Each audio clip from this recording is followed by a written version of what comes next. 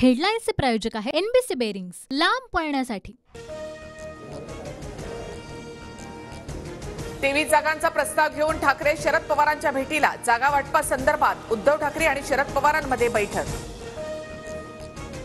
उद्धव ठाकरेंना आदित्यला तर शरद पवारांना सुप्रिया सुळेंना मुख्यमंत्री बनवायचं आहे। जळगावमधील युवा संमेलनामधून अमित शहांची घराणेशाहीवर टीका। शरद पवार यांना महाराष्ट्रातील जनता 50 वर्षांपासून सहन करते। पवारांनी महाराष्ट्राला किमान 5 वर्षांचा हिशोब द्यावा। अमित शहांची पवारांवर टीका। राज्यामध्ये महाविकास आघाडी नावाची 3 चाकी ऑटो रिक्षा, मात्र या ऑटो रिक्षाची 3ही चाकं पंक्चर। जळगावमधून अमित शहांची महाविकास आघाडीवर टीका। लोकसभा निवडणुकांच्या पार्श्वभूमीवर अमित शहा महाराष्ट्र दौऱ्यावर। छत्रपती संभाजीनगरमध्ये संध्याकाळी अमित शहांची सभा। अमित शहा काय बोलणार याकडे लक्ष। अमित शहांची रात्री मुंबईत बैठक। महायुतीच्या प्रमुख नेत्यांसोबत जागा वाटपावर चर्चा होणार।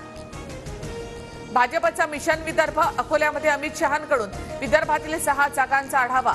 महायुतीच्या उमेदवारांसाठी सुद्धा काम करा। मोदी सरकारची कामं जनतेपर्यंत पोहोचवा, अमित शहांच्या सूचना।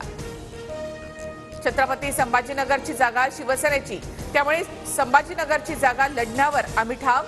शहांच्या भेटीनंतर संदीपान भुमरे यांची प्रतिक्रिया।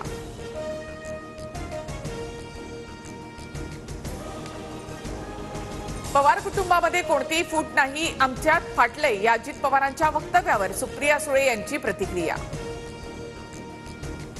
काम कुठे करावं यापेक्षा मी काम करावं हे महत्त्वाचं। बीड लोकसभेच्या उमेदवारीवर पंकजा मुंडे यांची सावध प्रतिक्रिया। तर बीडबाबत लवकरच निर्णय होईल, पंकजा मुंडेंचं वक्तव्य। कोल्हापूरमधून शाहू महाराजांनी मशालीवर लढावं, संजय राऊतांकडून अपेक्षा व्यक्त। तर शाहू महाराज काँग्रेसकडून लढण्यासाठी इच्छुक। कोणत्या चिन्हावर लढायचं शाहू महाराजांनी ठरवावं, शाहू महाराजांनी मशालीवर लढावं या राऊतांच्या वक्तव्यानंतर नाना पटोलेंची प्रतिक्रिया। शशिकांत शिंदेंच्या मुलाच्या लग्नात पवार आणि संभाजीराजे उपस्थित। कार्यक्रमाच्या दरम्यान शरद पवार आणि संभाजीराजे यांची चर्चा। हेडलाईन्सचे प्रायोजक आहे एनबीसी बेरिंग्स, लांब पळण्यासाठी।